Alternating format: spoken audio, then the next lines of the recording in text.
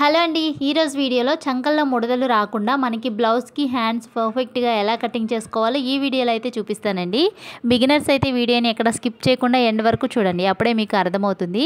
క్లాత్ని ముందుగా 4 ఫోల్డింగ్స్ కింద వేసేసుకొని ఫోల్డింగ్స్ అనేవి మన వైపుకు ఉండాలి, ఓపెన్స్ అనేవి ఆపోజిట్ సైడ్ ఉండాలి. క్లాత్ కింది వైపున ఎగుడు దిగుడు లేకుండా స్కేల్తో స్ట్రైట్గా ఒక లైన్ అనేది మార్కింగ్ చేసేసుకోండి. ఇలా మార్కింగ్ చేసుకున్న తర్వాత ఒక 1/2 ఇంచు ఖర్చు కోసం మార్కింగ్ చేస్తున్నాను. మీరు హెమ్మింగ్ కనుక చేయాలి అనుకుంటే 1 ఇంచ్ వరకు ఖర్చు కోసం మార్కింగ్ చేసుకోండి. ఇప్పుడు ఈ మార్కింగ్స్ని స్ట్రైట్గా ఒక లైన్ అనేది డ్రా చేస్తున్నాను. ఫ్రెండ్స్, మీలో ఎవరైనా మా ఛానల్ని కొత్తగా చూస్తున్నట్లయితే ఛానల్ నచ్చితే సబ్స్క్రైబ్ చేసుకుని వీడియోని లైక్ చేయండి.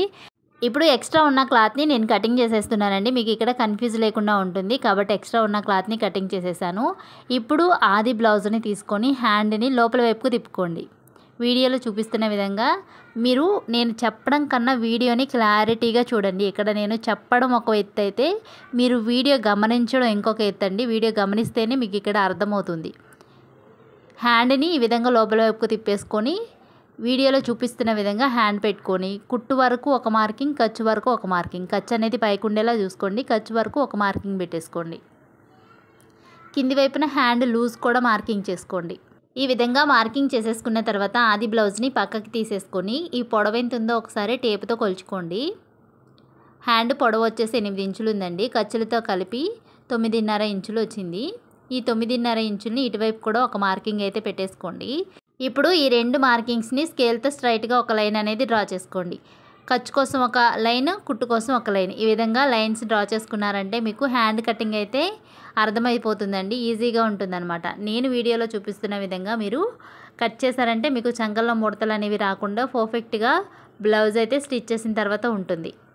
ఇప్పుడు హ్యాండ్ని లోపల వైపుకు తిప్పేసుకొని కింది హ్యాండ్ ఒకసారి పొడవు వెడల్పు కూడా నేను మళ్ళీ చెక్ చేసుకొని సైడ్ జాయింట్స్ వైపు ఫస్ట్ కుట్టు ఉంటుంది కదండి, ఆ కుట్టు మీకు కనిపించడం కోసం ఆ కుట్టు మీద నేను ఇలా మార్కింగ్ అయితే పెట్టాను. వీడియోలో చూపిస్తున్న విధంగా ఆది బ్లౌజ్ పైన ఇలా స్ట్రైట్గా ఒక లైన్ అనేది డ్రా చేసేసుకొని కింది లైనింగ్ మీద కూడా ఈ లైన్ అనేది మార్కింగ్ చేసుకోండి. ఇప్పుడు ఈ లైన్ని లోపల వైపుకు ఫోల్డ్ చేసుకోండి. ఈ విధంగా ఫోల్డ్ చేసుకొని వెడల్పు ఎంత ఉందో ఒకసారి లూజు ఇక్కడ మార్కింగ్ పెట్టేసుకోండి. ఆ కుట్టు వరకు మార్కింగ్ పెట్టుకొని ఇప్పుడు ఈ కుట్టు పొడవును ఒకసారి చెక్ చేసుకోండి. వీడియోలో చూపిస్తున్నాను, ఒక్కసారి వీడియోని మాత్రం గమనించాలి. నేను చెప్పడం కన్నా మీరు వీడియో చూస్తేనే అర్థమవుతుంది. ఇప్పుడు కుట్టు దగ్గరికి ఒక మార్కింగ్, ఖర్చు దగ్గరికి ఒక మార్కింగ్, ఈ విధంగా పెట్టుకున్న తర్వాత మనకి చంక డౌన్ వచ్చేసి హ్యాండ్స్కి 3.5 ఇంచులు వచ్చిందండి. ఖర్చు లేకుండా, ఖర్చుతో కలిపి కాకుండా 3.5 ఇంచులు అయితే వచ్చింది. ఇప్పుడు ఇదే 3.5 ఇంచులకి స్ట్రైట్గా ఒక లైన్ అనేది మార్కింగ్ చేసేసుకోండి. ఈ విధంగా లైన్ డ్రా చేసుకున్న తర్వాత ఇటువైపు కూడా ఇది సైడ్ జాయింట్స్ వైపు అండి. మనకి ఆది బ్లౌజ్లో కుట్టు ఎంత పొడవు ఉందో చూసాం కదా, ఆ పొడవు అయితే ఇక్కడ మార్కింగ్ చేసేసాను. మళ్ళీ ఒకసారి చెక్ చేస్తున్నాను చూడండి, ఖచ్చితంగా చంక లూజ్ అనేది వచ్చేస్తుంది. ఈ కుట్టు పొడవు అనేది వస్తుందన్నమాట. ఈ విధంగా మార్కింగ్ చేసేసుకున్న తర్వాత పై వైపున ఒక 1 ఇంచ్ అయితే మార్కింగ్ పెట్టుకోండి. ఇక్కడ చేతి లూజ్ వచ్చేసి 7 ఇంచులు, పై వైపున 8 ఇంచులు. ఎప్పుడైనా సరే కింది కన్నా పైన ఒక 1 ఇంచ్ యాడ్ చేసుకున్నామంటే మనకి కరెక్ట్గా లూజ్ అనేది వచ్చేస్తుందండి. ఇప్పుడు 1 ఇంచ్ పైన మార్కింగ్ చేసేసుకొని ఈ 2 మార్కింగ్స్ని క్రాస్గా లైన్ అనేది డ్రా చేయాలి. ఈ బ్లౌజ్కి చంక లూజ్ వచ్చేసి 20 ఇంచులు ఉందండి. 20 ఇంచుల్లో సగం వచ్చి 10 ఇంచులు.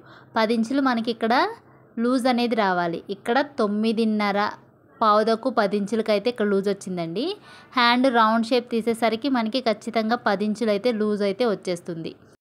ఇప్పుడు ఈ క్రాస్గా ఉన్న లైన్ లెంత్ ఎంత ఉందో ఒకసారి టేప్తో కొలుచుకొని మిడిల్లోకి ఒక మార్కింగ్ పెట్టుకోండి. ఈ విధంగా మార్కింగ్ పెట్టుకున్న తర్వాత ఈ మార్కింగ్కి మళ్ళీ ఒక మిడిల్లో ఒక మార్కింగ్ పెట్టుకోండి. వీడియోలో చూపిస్తున్న విధంగా మార్కింగ్ పెట్టుకొని ఈ మిడిల్లో మార్కింగ్ దగ్గర ఒక 1/4 ఇంచు ఎక్స్ట్రా పైకి మార్కింగ్ చేసుకొని ఆ మార్కింగ్ని బేస్ చేసుకొని మనం రౌండ్ షేప్ అయితే డ్రా చేసుకోవాలి. వీడియోలో చూపిస్తున్న విధంగా ఈ విధంగా రౌండ్ షేప్ అయితే డ్రా చేసేసుకోండి. ఇప్పుడు ఈ 2 మార్కింగ్స్ దగ్గర నుంచి మిడిల్లోకి ఇంకొక మార్కింగ్ పెట్టుకోండి. ఫస్ట్ది మనం పైకి పెట్టుకున్నాం కదా 1/2 ఇంచు పైకి, ఇప్పుడు కింది వైపుకి పెట్టుకోవాలి. వీడియోలో చూపిస్తున్న విధంగా కింది వైపుకి 1/2 ఇంచ్ మార్కింగ్ పెట్టుకొని ఈ 2 మార్కింగ్స్ని బేస్ చేసుకొని మనం హ్యాండ్కి రౌండ్ షేప్ అయితే డ్రా చేసుకోవాలి. చూసారు కదా, పర్ఫెక్ట్గా హ్యాండ్ అయితే మార్కింగ్ చేసేసానండి. ఇలా కనుక మీరు హ్యాండ్స్ మార్కింగ్ చేసుకున్నారంటే చంకల్లో ముడతలు అనేవి రావండి, చాలా పర్ఫెక్ట్గా వస్తుంది.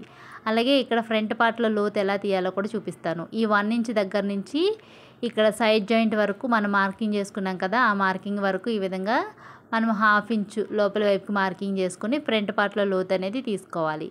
ఫ్రెండ్స్, మీలో ఎవరైనా మన ఛానల్ని కొత్తగా చూస్తుంటే ప్లీజ్ ఛానల్ని సబ్స్క్రైబ్ చేసుకొని వీడియో నచ్చితే ఖచ్చితంగా వీడియోని లైక్ చేయండి. మీరు ఇచ్చే ఒక చిన్న లైక్ నాకు చాలా మోటివేట్గా ఉంటుందండి. అలాగే ఇంకొంతమందికి యూట్యూబ్ అయితే ఈ వీడియోని రికమెండ్ చేస్తుంది, కాబట్టి లైక్ చేయడం మాత్రం మర్చిపోవద్దండి.